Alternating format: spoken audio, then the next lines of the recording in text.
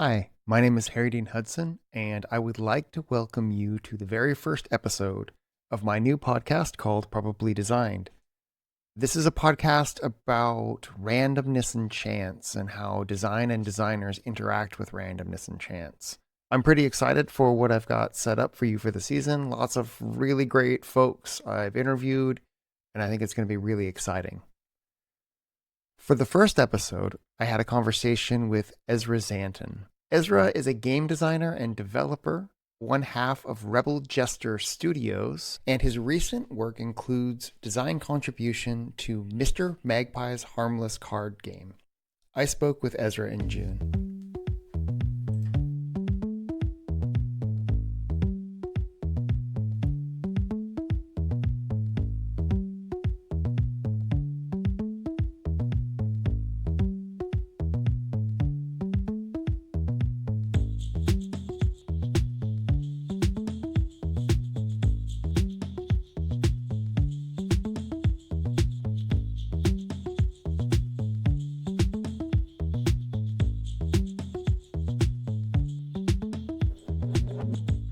I would love to maybe get to know you a little bit because actually we're on a Discord together and I see you talking around. We've talked a little bit about the stuff for this podcast, just in terms of I think I've posted things and you wrote an article that was interesting, but I don't know that much about you. I know they do that, they do the thing on the eggplant where they're like, give us the least humble intro. I don't know if we need to do a least humble intro, but I think it'd be great to hear, a bit of a not super humble intro, but also just a little bit about you, because actually you and I haven't really met or talked or... Yeah, I'd be happy to give some background. Yeah, that'd be great. So, my name is Ezra Szanton.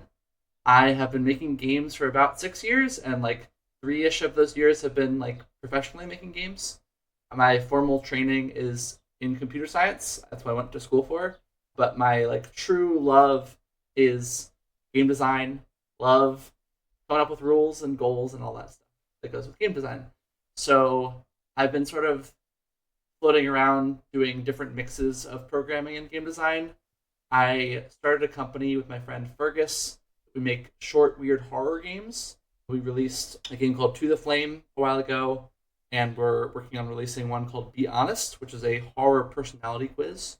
Besides those, I've been doing game design freelance work, essentially, for other small studios, coming in to do content and some structural things, sometimes prototyping work. Because of sort of the hybrid synergy of programming plus game design, I can go off and implement things to save time and stuff like that. These days, I am working with a guy named Matt Brelsford with a studio called Giant Light Studios on a game called Mr. Magpie's Harmless card game, which is a push-your-luck roguelike that you play against a creepy puppet in a corporate backrooms office kind of thing. And yeah, that's kind of my career so far, I guess. I'd love to dig into a couple of the life things there real quick. If you don't mind me asking, what was your work before game stuff? What kind of career had you found yourself in, and then how did you escape it? Well, I actually got really, really lucky, and I basically just started making games right out of school. The whole time I was in school, I was sort of making games on the side. The school I went to didn't have a games program, so I basically took every class that was even remotely related to games, like childhood development classes related to play and things like that. And I got an internship the summer that COVID happened, basically. I got an internship with MassDigi SIP, which is the summer internship program, where we made a game on a small team over the summer.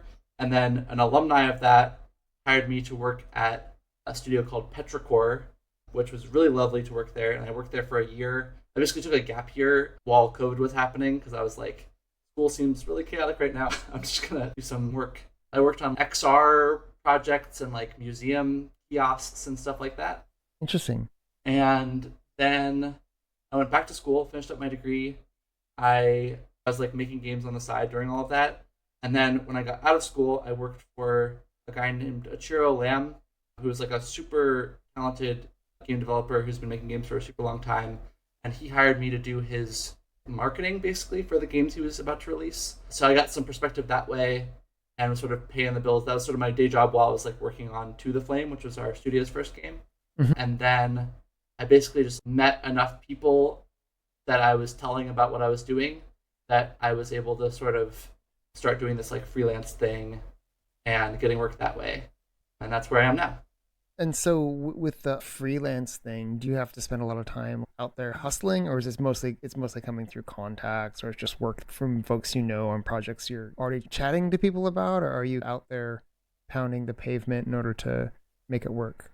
Yeah, it's kind of a weird middle ground where I really like talking to people and I really like playtesting people's games. So I basically just am always talking to people and always offering to playtest people's games, and that kind of sort of acts as like a free sample almost. It's like this is how I think about games, and if that's interesting and useful, then besides the like 1 hour of playtesting that I do every now and then for you, maybe you could hire me to do more design work. That's kind of how it's been working so far. I think I have been really lucky also that like I happen to know people who wanted who needed that kind of work done. So maybe I will have to do more pounding the pavement in the future, but for now, it's kind of working out. That's great. I mean, that's really awesome that you've been able to make that work. I don't know. It's interesting for me because I've been in my career for kind of a long time, I guess, Yeah, and doing a lot of stuff in software and in music. And then, I've always had this passion for games, and it's really scary. It's a really scary kind of world to step into because there's so many games. You hear every year about how there's more and more variety and less sales. It just feels like everyone talks about how saturated the market is and how hard it is to get your game discovered and all these things. So it always feels, I think, for an outsider, really scary. Of course, I say that as someone who worked in music, which is a total tire fire of an industry, right? So like clearly it's just more about maybe just being a bit timid about that stuff, but it's really actually cool to hear that you've been able to kind of patch it together. yeah, and at every step it was kind of like, well, if this doesn't work out, I'll just go do software somewhere. Always more software that needs to be written, right? Great, yeah. Like when me and my friend were starting this company, we were kind of like, okay, we're just gonna do this for a year. We're gonna see if we can make $10,000, and if we can, we'll keep going. If we can't, then we'll stop. And then we got like a contract to work on someone else's game towards the end of that was really good. And we are like, okay, that kind of counts. Let's keep going. And also, I had the benefit of having a very very cheap cost of living. Like I live in a very cheap city, and I am very frugal, and I don't have any dependents yet. So I'm just kind of uh, using that to my advantage so far. Yeah, that's amazing. That's so awesome. You wrote an article on your Substack about input and output randomness and how they play into fairness, or the perception of fairness, at least for players, and design. And I'd love to maybe dig into that, and maybe also along the way we could talk about a couple of the games that you're working on, because I think that there's definitely in Mr. Magpie at least this element of randomness that's maybe your main opponent, that and the menacing glare of Mr. Magpie. But like I would love to talk a little bit about that stuff and kind of how you think about it in terms of the design space and the design problems that either it solves or presents. Yeah. So I think that randomness is one of the most fundamental things about games. There are games that don't have it, but at its core, randomness is basically just being uncertain about something. And I think most of the ways that games are exciting are being uncertain about something. Like even board games that you're playing against a person, their mind is sort of like a source of randomness because you don't know quite what they're going to do. You don't know if they've seen something you haven't seen.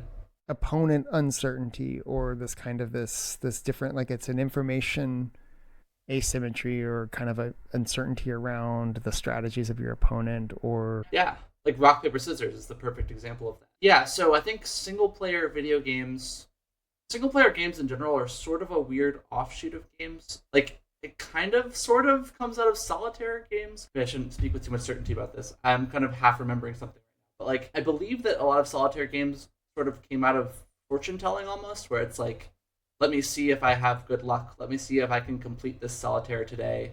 And it was like more of like a ritual thing almost.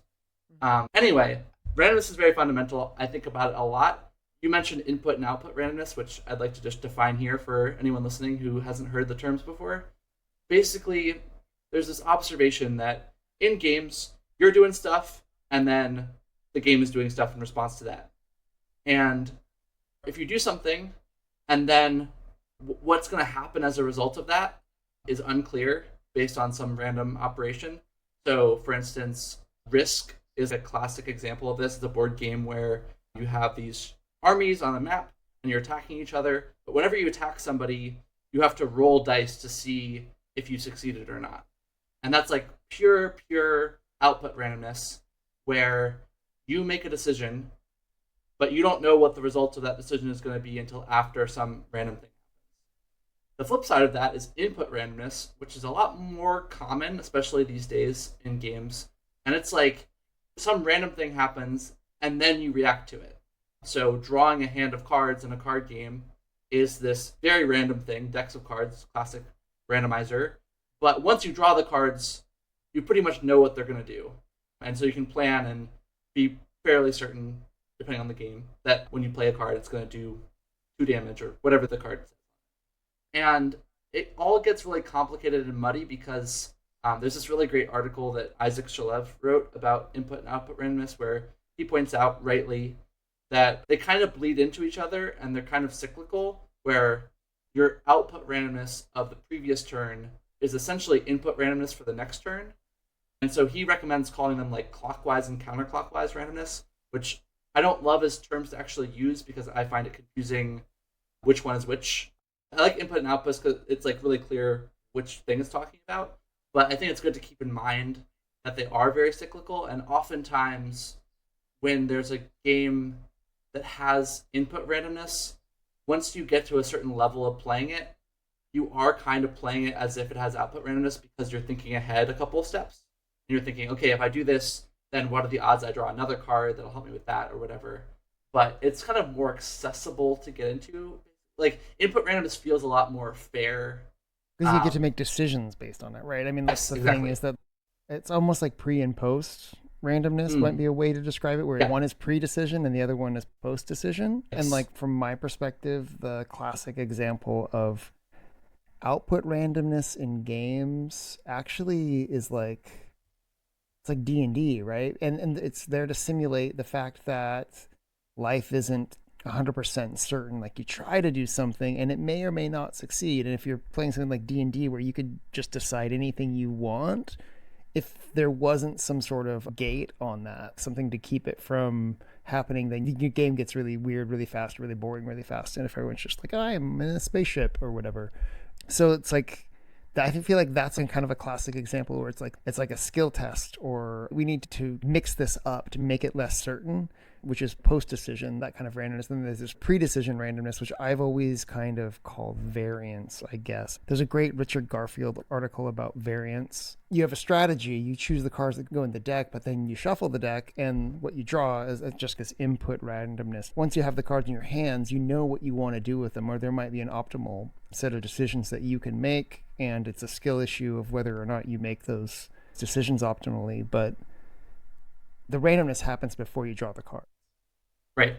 Yeah. My understanding of variance, I might be wrong, but it's a term to describe, not relating to randomness of a turn, but how random essentially the whole game is. Like, to what extent does skill play a role versus this other thing that's called variance that's like, even if you're better than me at the game, what are the odds that I win anyway? I mean, I think that's actually correct, right? Like statistically, you talk about the spread is its variance. So if you think that something is 80% likely to happen, but how uncertain are you? Is it going to be 50% or is it going to be 95%? So I think that you're technically totally correct in the statistical sense also. The other thing that fascinates me about randomness is that it is inherently subjective, even though it sounds very objective. Especially when people start talking with percentages, they're like, I'm blank percent sure that something's going to happen. Or even with dice, it's like, this has a 0.16 chance of happening. Randomness is essentially things that you don't know exactly how they work. Like if you think about a random number generator computer, it's not actually random. It's just sufficiently complicated that no one's going to figure it out. And you can make some assurances about if you do this X number of times, 1/6 of the time it's going to be whatever it is. It becomes especially murky with things that don't actually repeat that often, because the definition of randomness kind of presupposes this idea of like multiple universes, or like repeated action, at least, where if I repeat this many times, it will happen this way this many times. And there's all sorts of weird ways that it's like both literally subjective and then also people's perception of how fair something is, or just like how they see it relating to what they're doing is also very subjective. And I think that's super like a super interesting topic maybe to dig into a little bit, because from a game design perspective, game designs are so much about kind of setting the scene for the player's psychological state and Yeah. how they're going to make decisions and what they think about the information that they have and what they think about the decisions that they're making. Yes. Where it's often the case that it's maybe more about what the player feels is random than what actually is. Yeah.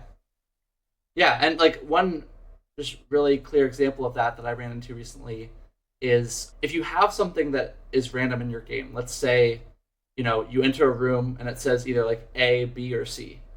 The first time someone enters that room and it just says B, let's say, there was a 1/3 chance of that happening, but they will assume that it is always that way until they see it again. And then, maybe they see A and they're like, oh, okay, it's either A or B. And then they come back a third time and they see C and they go, oh, wow, okay, actually it could have been any of those three. So like that's just a very literal example of like you are experiencing this thing and your mental model is being updated in real time about what is actually happening. It's the Bayesian thing, right? There's like multiple ways to think about statistics, and the one that's really been hot for a few years because of machine learning and a few other things is this Bayesian idea, where basically you have a prior, you have a belief, a set of beliefs that you're taking into a situation, and then you have basically it's like a probability, but the probability is based on what you believe to be true Right. and what you observe. It's like, how likely are my beliefs correct based on what I observed? And so, Yeah. like, in the example you were giving, for instance, after I go into the room the first time, I see A. And so my belief is that A is what's behind the door. So I open up the second time and I see B. And so I have to update my prior or update my previous belief to say, okay, wait a minute. That thing I thought was completely true, my belief about the door always having A behind it, maybe wasn't right, and I have to rethink this and have to readjust the probabilities. And it could be 100 different things behind it, or it could be like 99% likely that it's A, but it's going to take a few more tries in order for that to sink in. But the Right. psychological effect still exists after the first door opening or whatever for the player. Yeah. Yeah. This kind of relates to another thing that I really love thinking about games, which is that I have this metaphor in my head of a game is sort of like climbing a mountain with a playground at the top, where like climbing the mountain is learning all of the stuff about the game, and then once you've kind of learned everything there is to learn, there's this playground where you play around with what you know about it. And it's sort of fuzzy where like there's actually little mini playgrounds all up the mountain. I think it's really useful to separate it out that way, because as game designers we tend to live on the playground at the top because we already know how everything works. But especially for really hard games, a lot of the experience of playing it is more about climbing the mountain, and the shape of the mountain is important, and like it is kind of important that you kind of see up and see that people are having fun up there and you want to get there. But different genres of games have different ratios of those things. Like puzzle games are basically all mountain climbing and zero playground, whereas roguelikes are a lot more playground and less mountain, because the point of it is you kind of learn how it works, and then knowing how it works and playing with it is very fun, as opposed to like the whole thing is learning how it works. But of course, most games are in the middle. That's a really beautiful. I think that's a very beautiful way to think about it, because it's really easy, especially when you get a pet design, to just kind of be so focused on all the cool things in your system that you're having fun thinking about as a Yeah. designer and just bouncing around, and there's so much context that you need to get there. It's also about like the player is not actually playing the code in the game. They're playing the game as it exists in their head. And they're updating their model based on what they're experiencing in the game. But I feel like it was tempting for me a lot earlier in my design process that I would be like, yeah, well, you don't understand how it works, but that's okay because it actually works the other way. And so, in some pure sense, the game is fine. But actually, if they believe it to work a different way, it kind of that's like the way it is for them Right, when they're playing it. right. Maybe we could segue a little bit because I played some Mr. Magpie today, Yeah. and I think it's a real. So I only got through. I only did one day. I only played through one day, but it's definitely a game where, uh, like, I was trying to decide what was I thinking about? So there's a really nice like psychological kind of table setting when you're Mm. sitting there, just kind of the feeling of between the sound design and the lighting design and just how fast the Jerry's, they're called Jerry's, right? Yeah, the cards you're trying not to flip over that like hurt you. Like that feeling that you get as a player when you get the buzzer, it's just Mm. like really like a shock. It's like you actually are getting shocked in your chair, like you know, it's like a really strong feeling. And I was trying to decide because you're so in this you're in this psychological state when you're playing the game that I was like, am I actually strategizing or am I just flipping cards? Yeah, yeah. It's been a really interesting design process because basically the in a weird way this game actually came out of that article that we were talking about earlier, where I shared a really early version of it with my collaborator, and we were also playing UFO 50 at the time, and we had just played Party House and both really loved it. And Party House is this game about inviting your friends to a party, and some of them are trouble. And it's fun to have a little trouble at your party, but if you have too much trouble, the cops come and you don't get any of the popularity or money that you earn from the Right. party. And so Party House basically you click on the door when you want to let someone else in, and then you can stop whenever you want. That's like a really classic push your luck game. And Matt, my collaborator, and I both felt like we really, really love the system. We wish that there was a little bit more variety, and we wish that there was more that the things did. And obviously, UFO 50 like is an amazing collection. They made 50 freaking games, Yeah, yeah. so no shade of them at all. It's an amazing game. We love it. But we were like, what would our take on this be? And so I just written this article, and one of the things that we were thinking about was this section about how there's sort of a way to trick people's brains into thinking that output randomness was actually input randomness, which is like dealing things face down. Because it in the story of the what's going on, what those cards were has already been decided, and you're just choosing which one to flip over. So in that sense, it is input randomness. Mm-hmm. But mathematically, it's actually output randomness because, again, it's subjective. You don't know what it is yet. So by that definition, like it is random which one it is. And it also tickled us that like you start getting into like Monty Hall problem kind of stuff, Yeah, yeah. which is fascinating to me that it's so deeply unintuitive when it's so simple. I'll just describe quickly for listeners. Basically, the Monty Hall problem. The Monty Hall is this like TV show, and in it you could get this reward where you would choose one of three doors, and two of the doors have behind them a goat, and the third one has a car. And you want the car theoretically, and you don't want the goat, and so you pick a door, and then the host opens up one of the doors that you didn't pick, and he always opens one that has a goat. And then you're asked if you want to switch to the other door or if you want to open the door that you'd originally chosen. And it's this really deeply unintuitive thing that confuses people. It still kind of confuses me, to be honest. But there's this insight that actually you always want to switch doors because at the beginning you were choosing between one of three doors, one of which could be a car. And if you switch, you're kind of basically choosing between two doors. So you've gone from like a 1/3 chance to a 1/2 chance. And it matters that Monty always picks a goat because it's new Right. information, right? So there's a door that has been eliminated that's a goat door. And so that's part of the it's still unintuitive, but that's part of the that's the bit that Yes. matters actually. 'Cause there's additional information that's somehow added into the system. Right. So anyway, you get some of that flavor. There's also one of the main design problems of this game has been since we first prototyped it, we were like, this is a push your luck game. And we put it in front of people and they were like, this is Minesweeper. Because once you put things on a grid and some of them are bad, some of them are good, Yeah. you're like, this is Minesweeper. And we were like, no, it's not Minesweeper. It's a push your luck game on a grid. And so we've just had that tension in the game since day one, basically. And our current way of sort of resolving it or being in the middle or compromise is that there are these hint cards that tell you some information about where the Jerry's are, where the bad cards are on the board. And they really try hard to give you hints that you can't totally know exactly where they are, but they're Right. enough information that you know a little bit.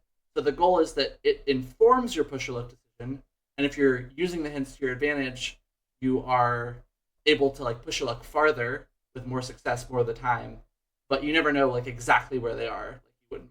I think that's interesting because I think that those cards are like totally for me. Those cards were totally core to the gameplay experience because I think that they made it. I don't know. They made it a lot more interesting, right? Because then it's like, well, but I know there's one in this row and there's three left. Or you just start feeling like you're making decisions even if you're not. I think that that's what I found because otherwise I just don't push my luck past the shields and I make sure that I make whatever my ante was on the thing back and then I guess I'm kind of even. I don't know, or like that's just a rough Yeah.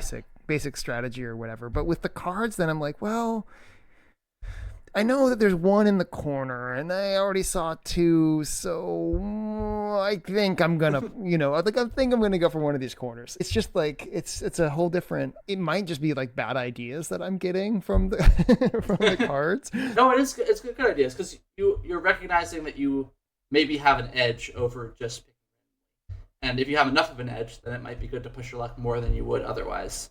It also matters because one thing that I've learned from making this game is that all decisions in games kind of fall on a spectrum between being obvious and being arbitrary, where an obvious decision is so clearly that one of the things is correct that it's not even really a decision at all. But on the other side, something that's arbitrary is there's such a tiny, minuscule, or maybe zero difference between choosing different things that it feels as if it didn't matter which one you choose.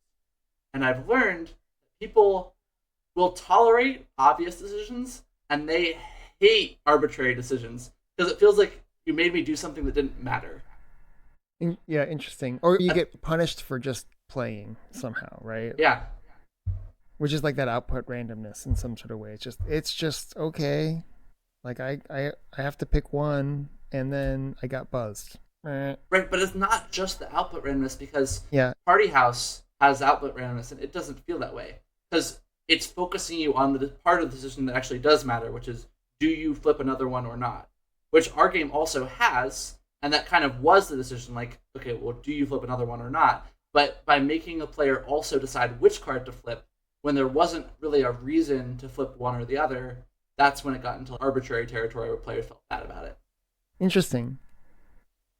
I found myself when I was playing Magpie, I found myself like in situations where I probably could have calculated odds, but I just didn't.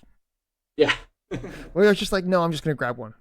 Kind of impulsive in a way that I wouldn't have expected, which I thought was interesting. And I don't know if that has to do in a way with how the information is being balanced and just being a little bit too complicated. Your brain doesn't want to do that work, so you're like, well, it's good enough, right? And so you just make a guess. Or if part of it also is a little bit like the atmosphere of the game kind of makes you want a certain pace to it. I want a card,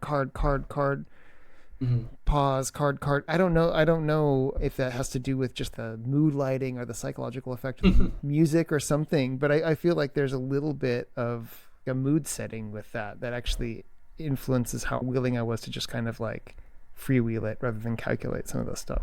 Yeah. I'm really glad to hear that because one of my favorite aesthetics in games is the feeling of going with your gut. Like, I think this is good. I'm gonna do that, and you can get that with time pressure. And there's a clock in the game, but it's turn based. It's not real time, which is another thing that people get confused about sometimes. But I think what is making that happen for you, I'd be wrong, but I think one of the nice things about randomness is people talk about the information horizon in a game, which is how far ahead you can see exactly what's going to happen. And the more randomness there is, the hazier and closer to you the information horizon is, where you can't plan ahead too much. You kind of have to play more tactically. And one thing I've been pondering recently is that if you picture sort of like the garden of forking paths or the branches of what might happen, in a game with a lot of randomness, there's sort of the node where you are, and then there's a bunch of things raying out from you that are decisions you could make.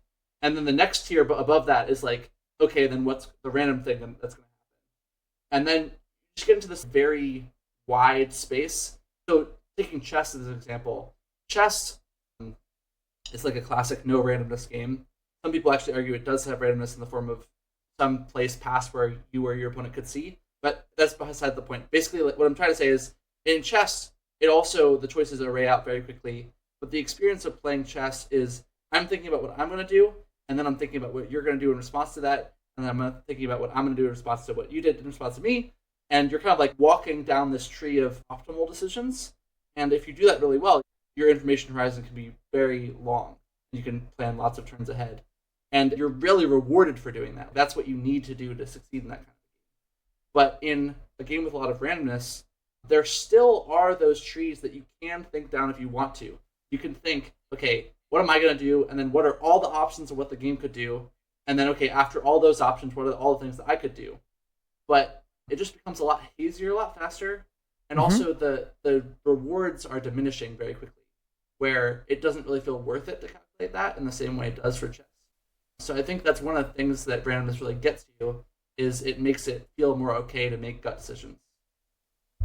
So one of the things that I think is really interesting on that topic about this kind of event horizon is I actually, in the UFO 50 in the eggplant pod, one of the games that I really liked that was early on was Devolition. And it was a game that in the podcast, like a lot of the folks on the Discord really had problems with this game. And I don't know if you recall the game, but the way it works is you're given a unit and the unit will explode or move in some certain way, and then you've got to kind of chain them all together. And so it should be possible to just plan everything out, because you're kind of laying the thing down and then you can kind of map it out and you can see this thing does a cross and then it hits this other one that does an up and down. It hits this other one that does like two to the left. You can just kind of map the whole thing out and kind of make it work. But at some point, our human brains it's just too much, right? It's at this edge of what you want to reason about, and you kind of start guessing a little bit. And I think it's super, super interesting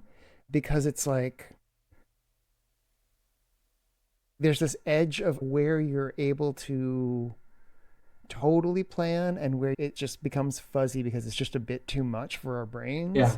And the game kind of plays in that space, and I think that is somehow super interesting, but it drove players crazy, at least the players on the Discord. People were really not happy with the game or were upset because I think it also had some kind of punishing mechanic where you basically lost and your whole run of 45 minutes is over or whatever. But I think it's a super interesting design space. It's kind of another kind of psychological factor where you're adding uncertainty to where people are able to plan to and where things start to get fuzzy that they have to keep in their head. Yeah, and I think it's also, to emphasize the point, it's not just how much you can do, it's like, where are the diminishing returns in terms of like win percentage or something. Like, if I spend another 5 minutes thinking about this, is it going to increase my win percentage by like 1%, like 0.01%, or is it going to increase it by like 20%? Because in a game like chess, I haven't played Devolition, but it sounds like maybe in that game also, it's like, with the punishingness of it, if you don't plan ahead enough, you will lose. So I think for some players, you just get into analysis paralysis where you're like, I need to think ahead as much as possible because I need to win. Versus like in Mr. Magpie's, maybe some people will choose to like plan ahead a whole lot, but it just starts getting really not that worth it to do. And it's a different vibe, right? I feel like Mr. Magpies feels like a game of chance. And you set up the game like that where it's like, okay, I'm in some weird dark room. You know, it's not quite buckshot roulette or whatever, but it's kind of, you kind of get this. Yeah, it's very inspired by Yeah, yeah. You get this kind of roulette vibe where it's like, okay, I'm playing a risky game of chance, and you know, right. how's this going to go or whatever.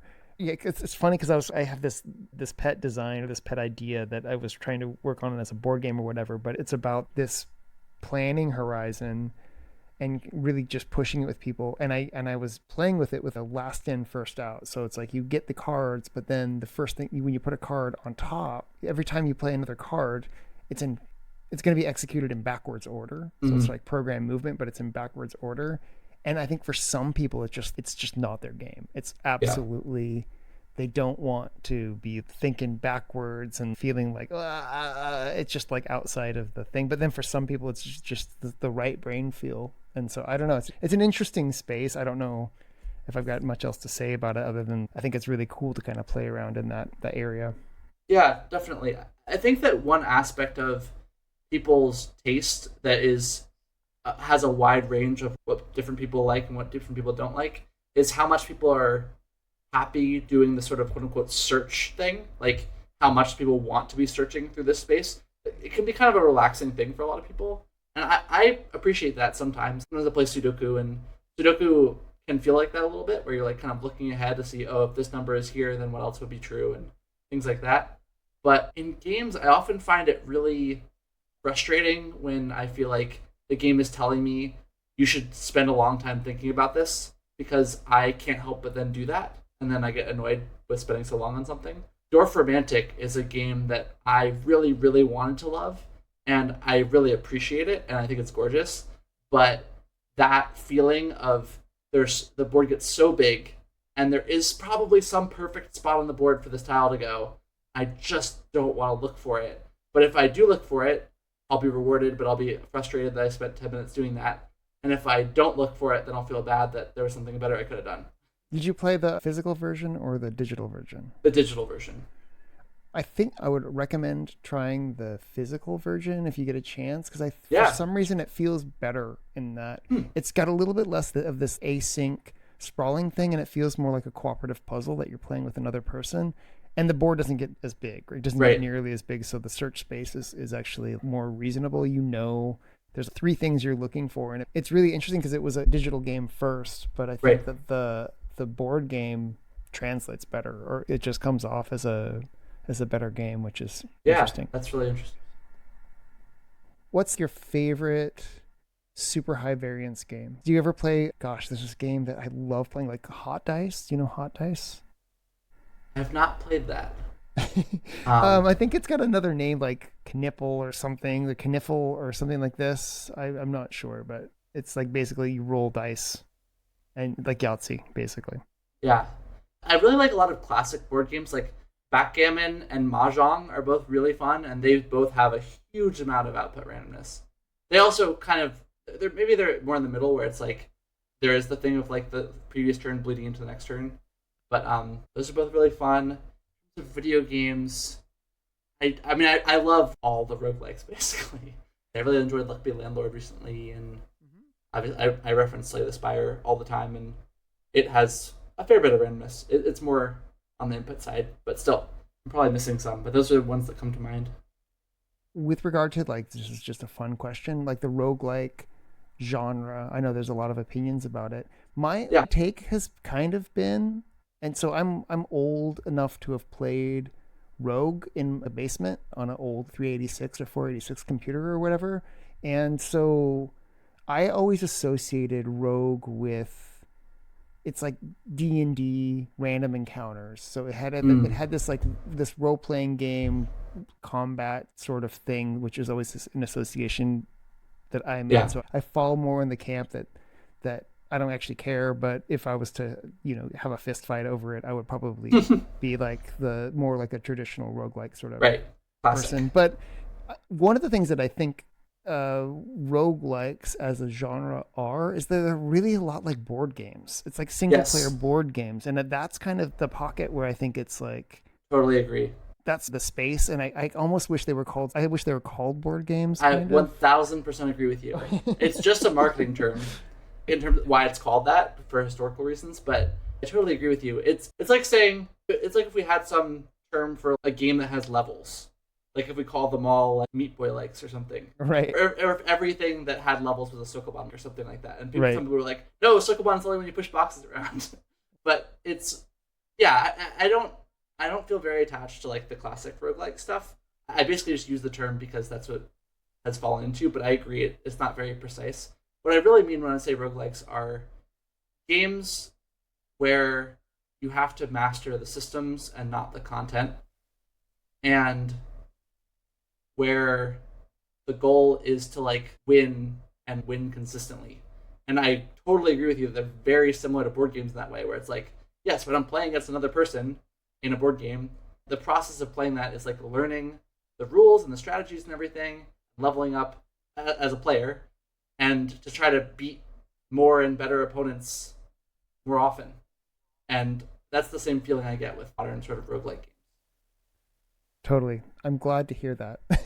I mean, because it's like, if that's the case, then please let's let roguelikes get more and more popular. I don't care what they're called or whatever, but this idea of it's kind of just like a classic game, right? Brought into the digital space. And I think that people, there's this phase in the early 2000s where people were so enamored of the idea that games were the next cinematic media.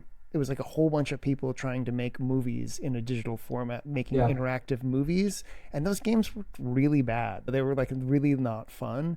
And I mean, some of them were kind of fun, but like a lot of those games were really like they were movies and cutscenes that were written, and it's great. Love a good narrative, and I'm not going to bag on writers and writing. I think that's fantastic to have all those narrative threads in a game and to kind of pull the players into the world of the characters or pull the players Yeah. into the world of the game or whatever. I think that's all great, great, great, great, great. But we seem to be in a much better space in 2025 around making games that are fun and they feel like games. And it's like we're playing systems, we're playing board games. It feels like the things that draw you into playing cards as a kid or draw your family into hanging out at the gaming table or having a board game night or whatever else. It's kind of the same feeling, but maybe one player or whatever else, and maybe a little bit more antisocial or parasocial. I'm not sure, but still, the actual feeling you get from the play is a lot more in Yeah. that pocket, which I like. I think that the other sort of main lineage of roguelike games that we could call something else like board gamey games as arcade games, because they are also kind of like you are mastering the systems of the game, not the content. I mean, some games you are actually mastering the content also, but like a lot of arcade games, like Pac-Man, for instance, technically yes, the levels are the same, but you're reacting on the fly to what the ghosts are doing, and you're learning the system and you're getting better at it, and that is the feeling that I love in games. Totally. Is there anything else that you're playing right now that you're excited about that you want to mention or? Hmm.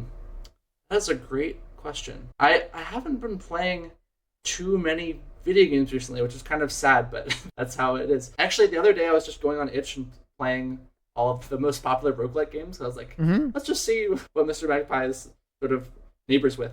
I was playing this game called Get Yoked, which is very odd. A game about being a weightlifter, and it's like a card game. And I was appreciating. I love that already.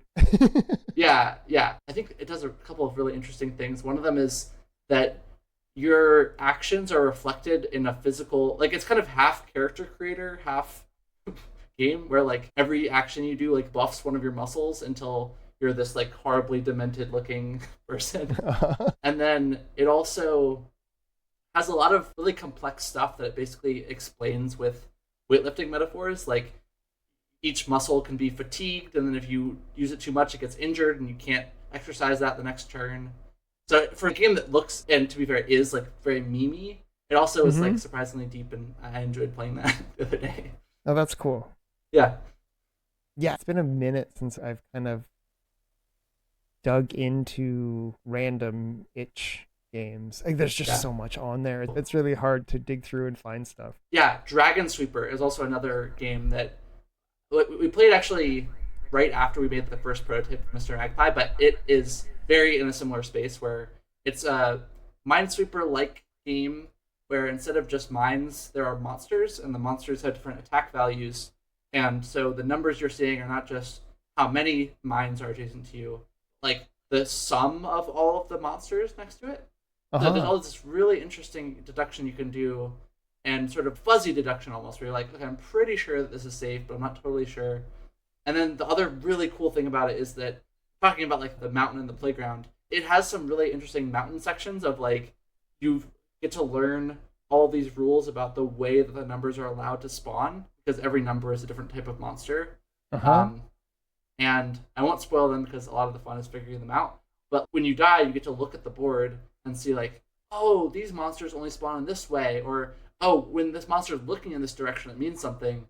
And so, in addition to the main line deduction stuff, you also get to do these weird sideways deduction things once you learn all those rules.